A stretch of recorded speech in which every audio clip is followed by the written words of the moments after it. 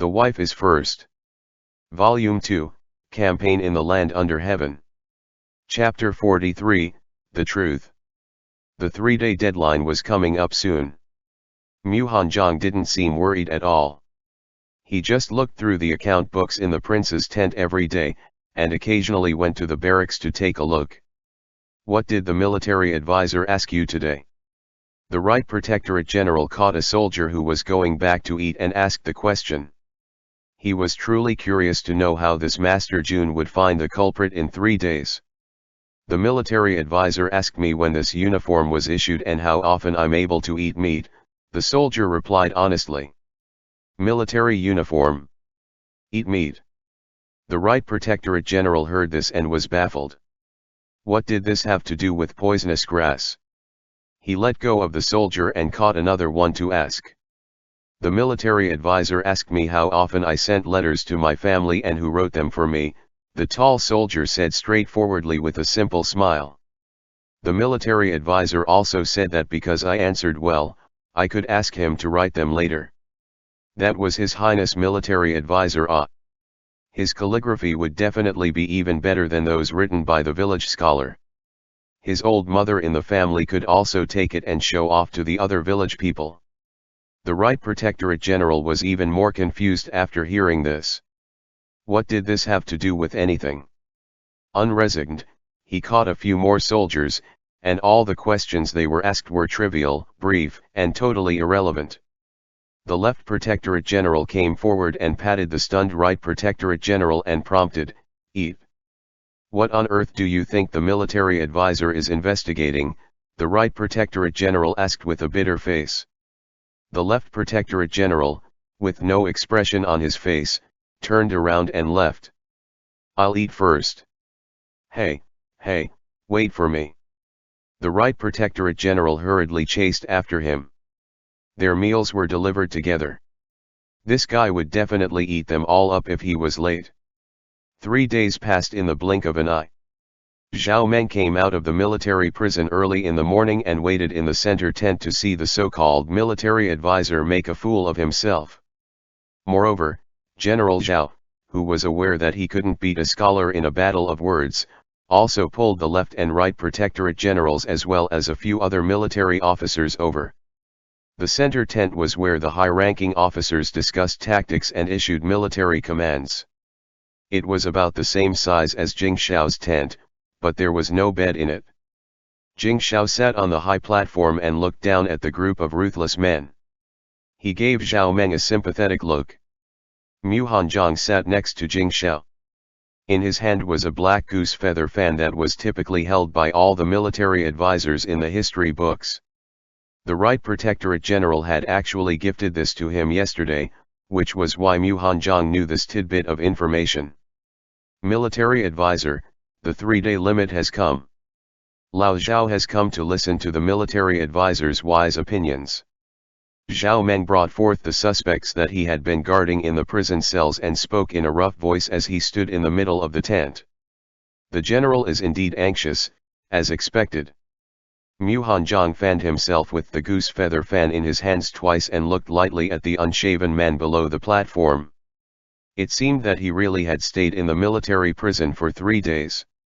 Although the soldiers in the prison were provided good food and drink, General Zhao, who hadn't washed for 3 days, was indeed a little sloppy, in stark contrast to the white-clothed and neat Mu Hanzhong. When that indifferent yet slightly disdainful gaze swept over him, General Zhao, who never bothered much about small things, also became somewhat uneasy. He wiped his face with his hand and said, "Don't be so wordy. We signed a military order. Hurry up and tell us, who's the criminal?" Mu Hanzhong's lips curled up gently and he slowly pointed the fan at the people kneeling below the platform. "They all are, and are not." "What do you mean by that?" Zhao Meng didn't understand. The young military officers were also puzzled. The infantry military officer quietly asked the Right Protectorate General what he had heard after asking around yesterday. What he got was a sour expression on the Right Protectorate General's face. Yesterday, The military advisor had gone around in circles with him for a long time without saying much of anything, while also taking away the feather fan meant as a bribe. I said that they all are not the criminals, because they weren't the ones to add the poisonous grass, as the wolfsbane was mixed into the hay before the escort officers received it. Mu Hanjiang lightly fanned himself 2 times with the goose feather fan, pleased to see the instant change in expressions on the faces of all the people under the platform. When dealing with these muddle-headed men, one couldn't be blunt, or it wouldn't work. On the contrary, one had to make things unnecessarily complicated so that they would attach importance to it. The military advisor sees things clearly. The caretaker was the first to shout out, and he kowtowed happily to Mu Hanjiang. His spirit had almost been broken ever since His Highness' horse went mad. However, the military advisor said such a thing, so at least his head was saved. The rest of the group reacted and quickly followed suit. But, Mu Hanjiang paused. The poisonous grass was escorted all the way, stored in the warehouse, and taken out to feed the horses. Unexpectedly, none of these people discovered the poisonous grass in the fodder, so these guys shouldn't escape punishment. The people broke into a sweat when they heard this, but they also felt relieved at the same time. This was the so-called escaping the death penalty but still receiving punishment. However, as long as they could avoid being convicted of a capital offense, everything else wasn't important. So, the fodder merchant cut the poisonous grass and put it in by mistake. The Right Protectorate General followed up with another question. Longleaf wolfsbane grows in the northwestern grasslands. How can it be harvested in the outskirts of the capital? Zhao Meng remembered what the Left Protectorate General had said about the wolfsbane, and obviously didn't believe Mu Hanjiang's words. Mu Hanjiang shook his head. It certainly wasn't an accident. Someone deliberately wanted to poison the war horses. The army's main forces have yet to set out. If the horses are poisoned, more can be bought again. This won't affect the war campaign at all.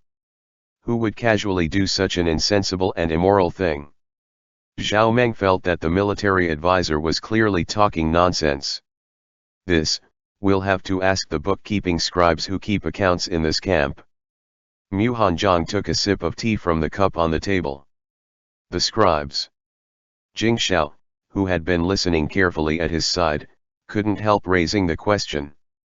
Last night, he had pestered Mu Hanjiang for a long time.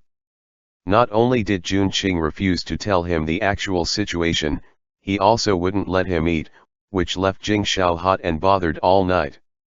The scribes were the people in charge of keeping the account records of the camp.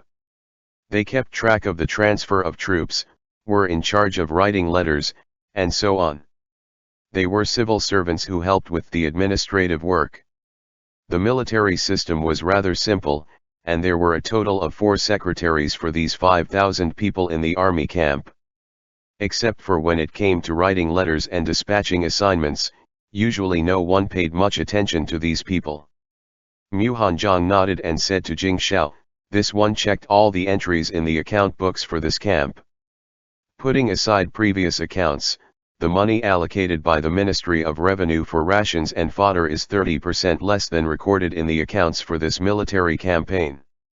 Moreover, the records on expenditure are far from the actual expenses. What? Jing Xiao suddenly sat up straight. Mu Hanjiang showed Jing Xiao some of the accounts he had copied down from the past 2 days. The accounts said that each soldier received 3 sets of military uniform every season.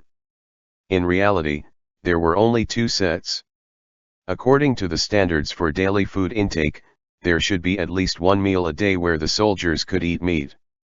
In reality, they only ate meat once every 7 days, and most of the time, they only got rice porridge and steamed buns. When the soldiers under the platform heard this, their expressions turned grave. The Right Protectorate General couldn't help saying, if what Master Jun said is true, what's the relationship between the scribes' fake records and the poisonous grass? Mu Hanjiang slowly rubbed the handle of the goose feather fan. Before the main army sets out, the Ministry of Revenue will send people to carefully inspect the accounts. It was easy to guess the rest. 30% of missing expenses from the accounts wasn't a small number. If a large number of war horses died, they needed to be replaced promptly. As long as Prince Cheng reported this to the court, the camp would be allocated a large amount of silver. By that time, those running such a scam could fill in the account numbers that didn't add up. Furthermore, livestock poisoned with wolfsbane would immediately become paralyzed. They would get feverish all over and froth at the mouth, which looked quite similar to the horse plague. Once it was judged to be the horse plague, the bodies of these horses would be burned and buried, and no one would bother to check them carefully. After Mu Hanzhong finished his analysis, the entire center tent went silent. It really is a scheme, the Left Protectorate General said slowly. But most of these scribes were also assigned by the Ministry of Revenue. The Right Protectorate General frowned. Did the Ministry of Revenue want to hit itself in the face? A few small scribes certainly wouldn't have the courage to do such a bold thing. There had to be higher officials protecting them. No matter how one looked at it, it was the Ministry of Revenue who was embezzling the funds. The Ministry of Revenue may not be of one mind, Mu Hanzhong sighed and said. He didn't know who was it that the Ministry of Revenue was sending to check the accounts this time. They probably weren't of the same faction as those greedy people, at least, since the latter had been pressured into quickly implementing this scheme. Jing Shao slowly clenched his fist. Everyone knew that life in the army was hard. What he ate now was almost the same as when he had gone to battle the Xiongnu, so he hadn't realized that something was wrong. He finally understood why the Minister of Revenue accused him of embezzling military funds. It wasn't that he was embezzling the silver, but that the Ministry of Revenue had allocated more money to him, and without his knowledge, they made the same funds disappear. Drag all the scribes here. Zhao Meng was so angry that his beard puffed up. Soon, the 4 thin and weak secretaries were brought over. They knelt on the ground, trembling with fear. The 4 naturally refused to admit to such a big crime. They relied on their official positions in the bureaucracy, incessantly quibbling that the army couldn't punish them. Zhao Meng didn't care about this and kicked the nearest one. It turns out that Laozi can't eat well every day because all the money goes into your little purses. His kick wasn't light, and the man he kicked immediately vomited and fell on the ground. Jing Shao ferociously threw the account books in their faces and said in a cold voice, "You're just small scribes, yet you're really acting as if you are titled officials in court. If this imperial prince had you killed today, no one in court would be able to find fault with this imperial prince." Even if these words weren't completely true, it was well known that Prince Cheng was ruthless. The Right Protectorate General sneered and told them that in the army, everything was dealt with according to martial law. These people had already been scared and on edge for several days. Now, there didn't seem to be a way to turn the situation around. The man whom Zhao Meng had kicked struggled to get up and was the first to confess. The other 3 could only follow and do the same. They were just shrimp soldiers and crab generals. They only knew that above them was a landlord official in the Ministry of Revenue, and they didn't know who was above that. Too deceitful. Jing Shao stood up, prepared to take these 4 people back to the capital. Mu Hanzhong hurriedly grabbed him and gave him a look to urge him to calm down. This is no small issue and must not be discussed lightly. Jing Shao took a deep breath and said, "Lock these 4 people up first. All of you withdraw. Wait for this imperial prince and the military advisor to discuss the matter first before we make a final decision." The Left Protectorate General personally escorted the 4 people to the military prison. Zhao Meng still wanted to say something but was pulled away by the Right Protectorate General. "Jun Qing, what did you want to say?" Jing Shao took a sip of tea. Today, he absolutely wouldn't let this matter go. Even if the campaign was delayed, he would completely uncover all the people hiding behind the scenes. Looking at his angry appearance, Mu Hanzhong sighed and said, "If you take them to the palace today, you will only beat the grass and scare the snake. In order to appease you and make you proceed with the campaign, imperial father-in-law will settle the case quickly and carelessly. All he said was true, but today's event had touched Jing Xiao's bottom line, so instead of calming down, his heart immediately burst into flames. He swept the cups on the table to the ground and looked at Mu Hanjiang angrily. Then what should I do? Are you actually asking me to swallow my anger and words? Looking at Jing Xiao's appearance, Mu Hanjiang pursed his lips and said nothing. Even though he knew he wasn't the one Jing Xiao was angry at, the look in those eyes still stung him. Those eyes had looked at him in the exact same way in their bridal chamber that day. End chapter. The Wife is First. Volume 2, Campaign in the Land Under Heaven. Chapter 44, Bare to the Waist. Jing Xiao waited for a long while, but Jun Qing didn't speak. He just lowered his gaze and remained quiet. This moment of silence unexpectedly calmed Jing Xiao down, and he then realized that he was being very aggressive just then. I didn't say that you just have to swallow your anger, Mu Hanjiang said quietly, his hands clasped tightly as they rested on his knees. The goose feather fan had also fallen to one side unnoticed. It's just that it's necessary to be patient on this matter. Jing Xiao looked at his appearance and his heart immediately began to hurt incessantly. He walked forward and held the hands that were so tightly clasped that the knuckles had turned white. Seeing Mu Hanjiang raise his head doubtfully, Jing Xiao reached out to touch his face. I'm not angry with you. How could he have forgotten how sensitive his Jun Qing was? Jun Qing. Jing Xiao crouched down and looked up at him. Mu Hanjiang looked down at Jing Xiao, whose eyes were full of heartache. His slightly bitter heart suddenly turned sweet and sour. His lips couldn't help but curl up, and he slowly leaned forward to kiss those beautiful eyes. You are my husband and you can be angry with me, but since you don't think you should, then if you do it again later, I'll punish you. All right. Jing Xiao received a kiss of Mu Hanjiang's own volition, and immediately he was over the moon. He agreed with whatever his prince consort said. What is a good punishment then?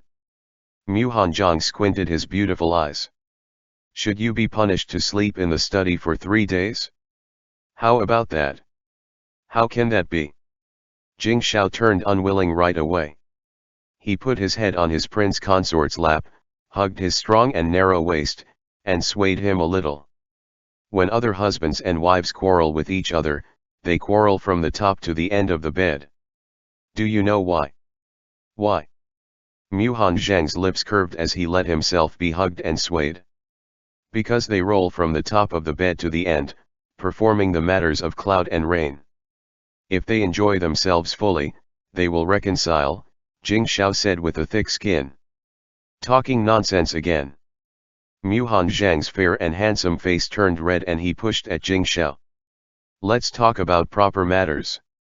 You won't be able to deal with the matter today yourself in a satisfactory manner.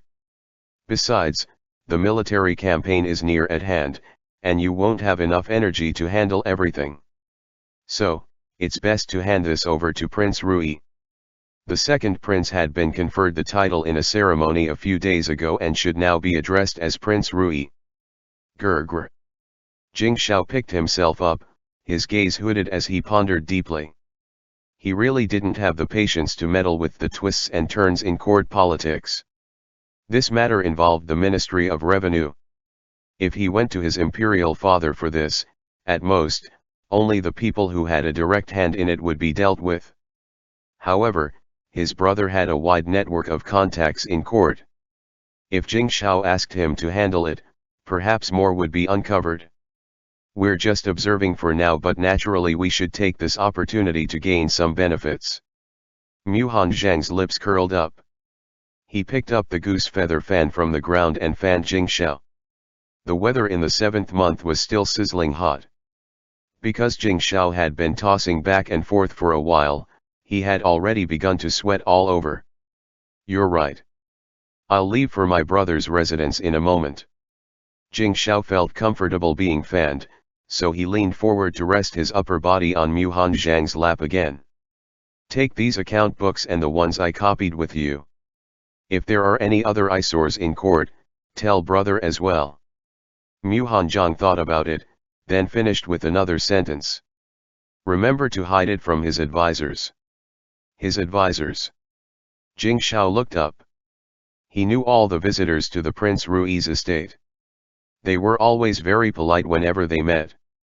Moreover, many dishonorable strategies had been the idea of these advisors. They had truly helped the two brothers a lot. Why hide it from them? Mu Hanjiang pursed his lips, remembering the hostility he had seen from the people in the second prince's estate, who hadn't been able to conceal it quickly enough. If brother is the one to unify the country, these people must be removed or they will be harmful to you. Jing Shao frowned and understood his prince consort's meaning. Those who thought hard would think of the worst possible outcome in everything. Those individuals had long advised his elder brother to be on guard against him. It was fortunate that he hadn't impulsively rushed over to look for his imperial father. Jing Shao stood up and hugged the man in the chair to his chest. In his last life, he had promised that if they survived, he would listen to whatever Mu Hanjiang said. Even if the Junqing now didn't know about it, Jing Shao would still fulfill this promise. It was also for his own good. After all, he still wasn't good at these political schemes and fights, even if he was reborn. Taking 4 people with him was too conspicuous, so Jing Shao rode out on Xiaohe alone and rushed to the capital. Mu Hanjiang looked at the figure vanishing into the dust and told himself that he should try to believe in him more. Turning around, he went back to the prince's tent and looked for the military order which had been signed that day. The matter today was not over yet. Master Jun. The left and right protectorate generals had just been discussing the matter with General Zhao, who had bathed and changed clothes. The right protectorate general was radiant with delight, planning to eat meat for every meal in the future. They turned around and saw Mu Hanjiang standing outside the tent. They stopped talking and respectfully addressed him as master.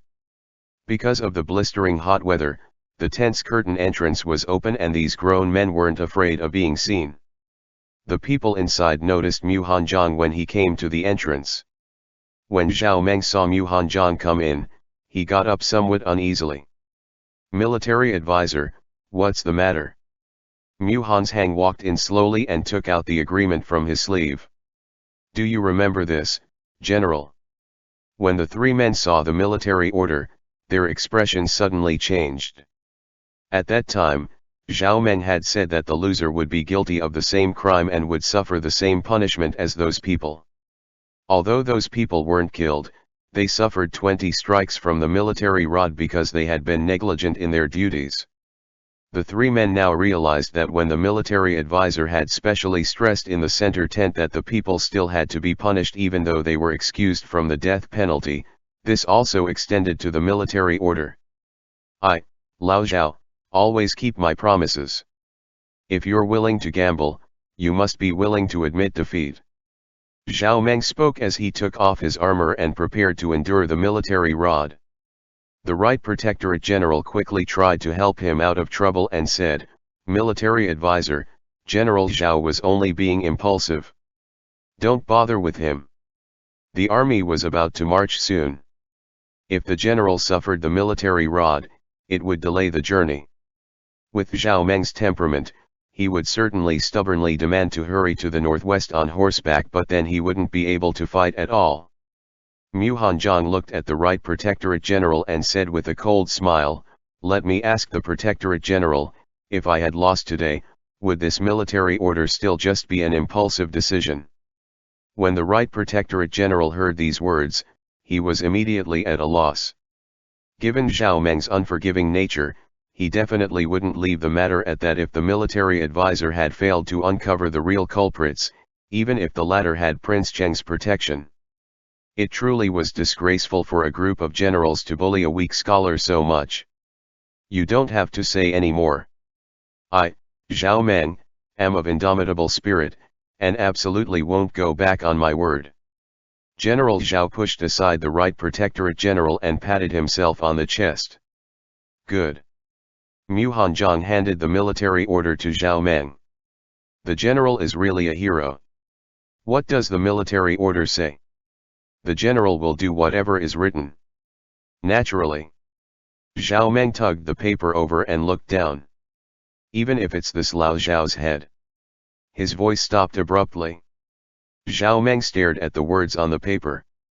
The Right Protectorate General was curious. He also drew closer for a look. The words were clearly written in black and white. If the military advisor failed to uncover the truth, he would be convicted of the same crime as the criminals. If he was successful, Zhao Meng would take off the top half of his clothes and run one lap around the whole camp. This.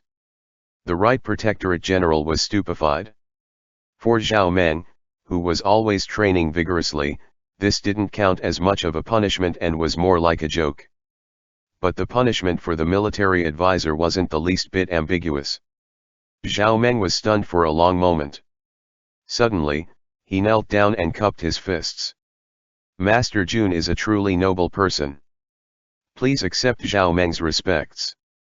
General, you must not. Mu Hanzhong hurriedly stopped him. Jun Qing is just a military advisor and not worthy to be kowtowed by the general. Everyone is working to serve His Highness. I just hope that we will all get along well with each other. With Master's talent, you can become an advisor general. Zhao Meng said, still kneeling in salute. He then got up and took off his outer clothes. Baring his upper body was nothing to him. He then voluntarily took off his pants, leaving only his underwear on, then ran out barefoot. On this day, all the soldiers in the army saw the general in an indecent appearance, no, in extremely indecent appearance, as he ran one lap around the camp. The people in charge of the fire stopped adding firewood, those carrying food dropped the basket of steamed buns, those training with their blades cut themselves, and those fighting with their fists forgot their moves. One by one, they were dumbstruck to see the general in a pair of underpants solemnly hurtling by. Asterisk asterisk asterisk. Jing Chen listened to Jing Xiao's story from beginning to end and muttered to himself for a long time. Do you know who is going to check the accounts this time? Who? Jing Xiao didn't understand the factions inside the Ministry of Revenue. Xiao Yuan. Jing Chen flipped open the list of staff in the Ministry of Revenue and pointed to the name of the Assistant Minister of Revenue. Xiao Yuan was friends with Jing Xiao.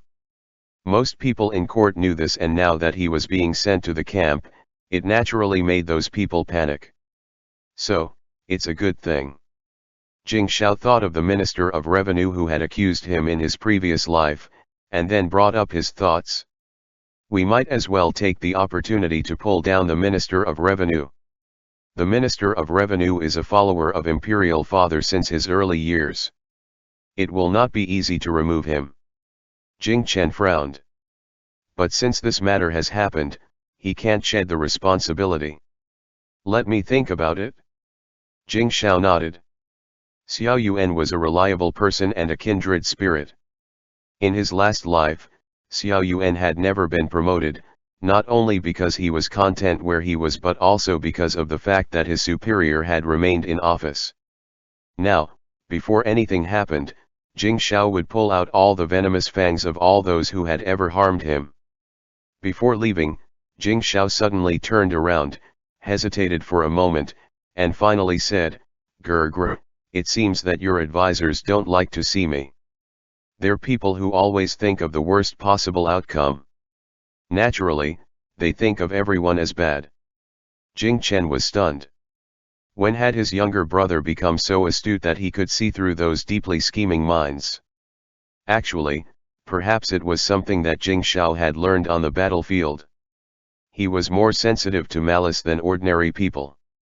Jing Chen reached out, rubbed Jing Xiao's head, and said softly, "Don't pay attention to them. Once the change in regime is successful, none of these people will be kept. These advisors and visiting courtiers were only good at shameful strategies. They were essential before ascending the throne, but after that, one couldn't use these people full of schemes to govern the lands. Thus, these aides and advisors could only be used this way for their entire lives. They couldn't be promoted into position of power since they only knew so much. In any case, Jing Chen wouldn't be keeping them. Jing Shao heard these words and nodded. He could explain it to his prince consort when he got back. Asterisk asterisk asterisk. When Jing Shao returned to the camp, the moon had already risen. The mountains around him were desolate and lonely, with only the torches in the camp were blazing brightly. He ran first to the prince's tent to see his prince consort, but found it all dark with no one inside. "Where's the military advisor?" Jing Shao asked the guard outside the entrance of the camp. Responding to His Highness, the military advisor is having a drink with the generals in the center tent, the guard replied honestly. Drinking? Jing Shao's eyes widened. It was hard to imagine Jun Qing and those people playing the finger-guessing game, bare to the waist and arms around each other's shoulders. He threw away the guard and turned to run to the center tent. End chapter. The Wife is First. Volume 2, Campaign in the Land Under Heaven. Chapter 45, Drunk. The lanterns in the center tent were brightly lit, and there was a loud hubbub of voices. From time to time, there were the sounds of people yelling as they played the finger-guessing game. Jing Shao heard this and had a bad feeling. He lifted the entrance curtain. He saw several military officers sitting disorderly on one side, obviously drunk and still going as they played the finger-guessing game. The cavalry military officer pulled at the infantry officer, talking incessantly. The right protectorate general hung off the left protectorate general's body and complained tearfully, "I only gave that second son of a bitch a beating, but fuck, that vixen actually slapped me. I was only 7 years old at that time. Why. The left protectorate general, who was being clung to, listened to him expressionlessly. He took the wine cup in his hand and drank slowly, letting the other man rub tears and snot on him. Zhao Meng was in high spirits and currently talking with Mu Hanjiang about Prince Cheng's embarrassing moments in the desert. His Highness fell headfirst from his horse. There was a stone on the sand dune, and it just so happened to rip a big hole in His Highness' pants. His Highness didn't have time to worry about his pants though, and raised his sword to cut off that man's head. General Zhao, who had gone into battle bare-chested, said happily.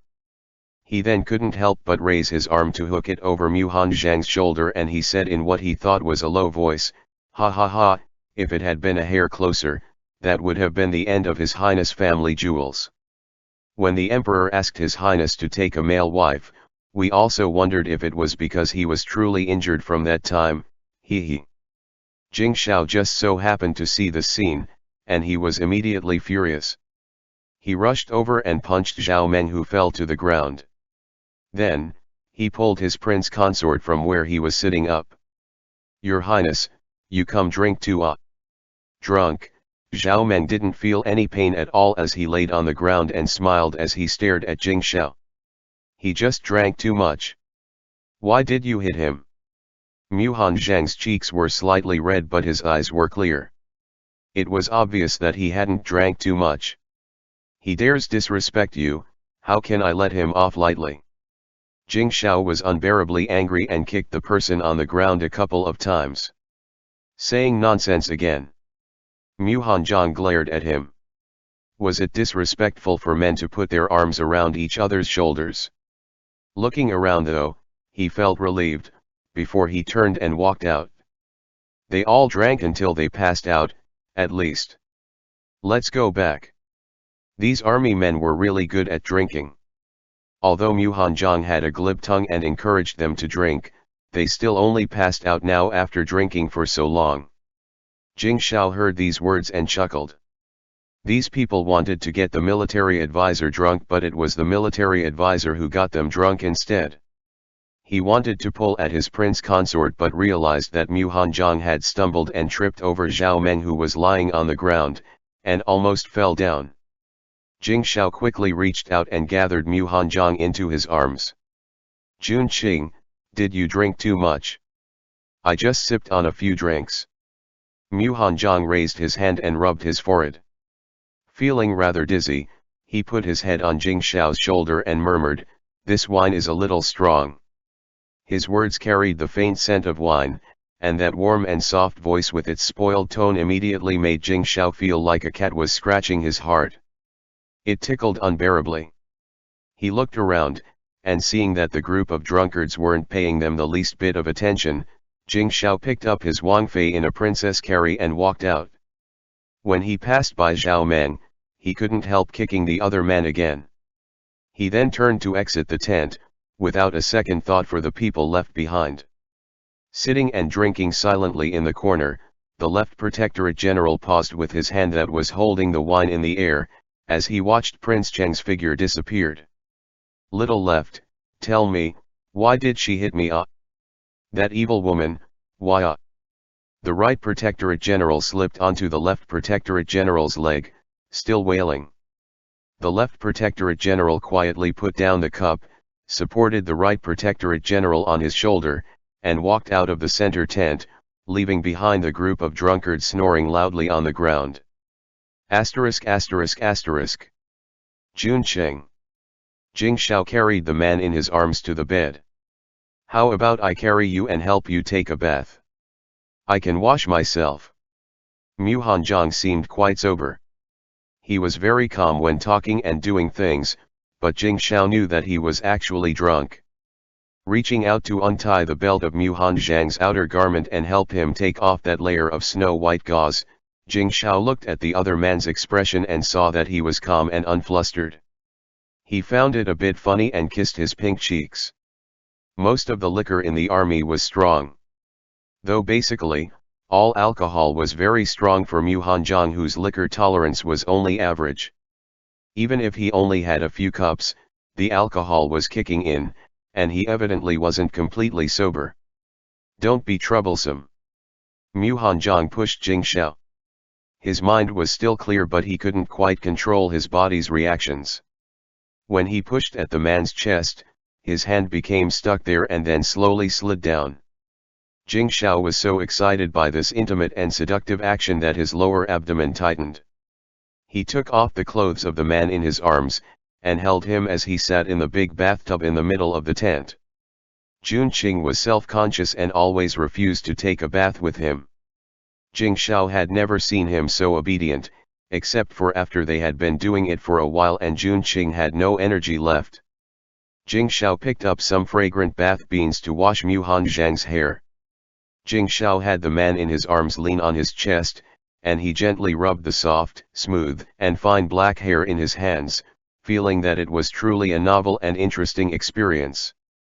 Big hands covered in thin calluses stroked through his hair, alleviating the throbbing pain at the crown of his head. It was very comfortable. Mu Hanjiang narrowed his eyes, feeling somewhat drowsy. After washing Mu Hanjiang's hair, Jing Shao grabbed a cloth towel to help him clean his body. The cloth wiped across his smooth chest and slowly traced the lines of his muscles. It was only after listening to the imperial physician's words that day that Jing Shao understood that Jun Qing must have been painstakingly exercising his body, otherwise he would have become a sickly person already with his damaged muscles and veins. Thus, Jun Qing's muscles weren't too defined, but they were very beautiful, and Jun Qing himself often said that he was in good health. The body in Jing Shao's arms was slender and beautiful. The skin that hadn't suffered from harsh winds and the sun beating down on it, glistened like jade. 2 cherry red spots emerged in the water from time to time with his movements. Jing Shao didn't know when the cloth towel in his hand had fallen into the water. When he came back to his senses, one of his hand was already caressing that beautiful clavicle. What are you doing? Oh. Mu Hanjiang looked up at him, but in the next moment, Jing Shao reeled him in by his nape and covered his lips. The sweetness of the strong liquor flowed between their lips. It wasn't some fine wine, but at that moment, Jing Shao felt that this liquor was more intoxicating than the palace's fine jade dew liquor. He couldn't help but want more. A pair of hands followed the smooth lines of Mu Hanjiang's back down to his smooth and round buttocks, and he kneaded them repeatedly. Even if he was somewhat drunk, Mu Hanjiang could still sense the danger and evaded the hands that wouldn't stop harassing him. Jing Shao hummed as the person in his arms flailed around, rubbing against his vital part and invigorating him with plenty of energy. He opened his mouth to bite an ear that was suffused with pink from the heat of the water. "This is something you brought on yourself." He lifted his hand and dipped his fingertips in some fragrant nectar, then reached down below again. "No, I don't have the energy." Mu Hanzhang's mind was clear. After Jing Shao tricked him that night, he had resolved to give him the cold shoulder for a few days. If he let Jing Shao have his way now, he would fall short of his goal. Why did this guy, whose thoughts were full of such things, never listen to him at all? What else could Mu Hanzhang say? A finger suddenly pushed into his body, and unable to bear it, he sobbed. "You rascal, ah!"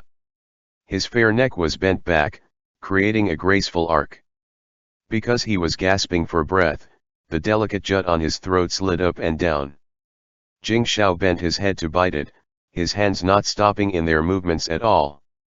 When Jing Shao thought Mu Hanzhang was ready, he held the man in his arms so that the latter was facing him. Then, he clasped those two smooth and round globes with both hands and had Mu Hanzhang slowly sit down on his hard cock. Mu Hanzhang knitted his eyebrows painfully and fiercely shook his head. "You're not allowed to drink with that group of people from now on, all right?" Jing Shao said very fiercely, but the movements of his hands were incomparably gentle. He helped Mu Hanzhang sink down little by little. "Scoundrel!" Mu Hanzhang lay on Jing Shao's shoulder and bit it. "See, you've even learned to swear." There was no strength at all in that bite. Instead, it was more like a kiss. Jing Shao's heart felt more and more tickled. He let go and made Mu Hanzhang take him to the hilt. "This is not. Hurts." Mu Hanzhang still wanted to explain, but was so stimulated by the sudden change that he forgot what he was going to say. Jing Shao kissed the corner of one eye where a thin trickle of tears was seeping out and gently stroked the back of the man in his arms. "Don't be afraid, I won't move. It would stop hurting in a bit." Mu Hanzhang breathed slowly, gradually adapting to the large object that had suddenly pierced his body. After the pain passed, that familiar numbness and tickling sensation gradually increased. "Is it still painful?" Hearing Mu Hanzhang was no longer taking such deep breaths, Jing Shao had him hold onto his neck, then slowly began to move. His quiet murmurs gradually became unrestrained sounds. For a moment, the whole of the prince's tent was immersed in a dense and ambiguous atmosphere. The sound of water was accompanied by light moans in a gentle voice. The shy crescent moon hid within the clouds.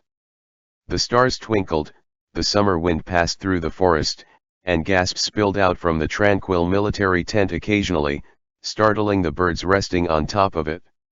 The night was still very long. The next day, Mu Hanzhang rubbed his forehead, which was throbbing from the hangover, and sat up slowly. The silk brocade blanket slipped down, revealing red marks on his body. He then remembered what happened last night and couldn't help but feel a little annoyed.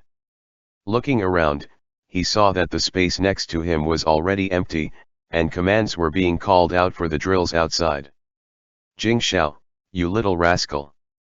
Then, in the next few days, because His Highness had irritated the military advisor by taking advantage of the other man's circumstances, he returned to those days when he could touch and kiss every night but was unable to eat anything.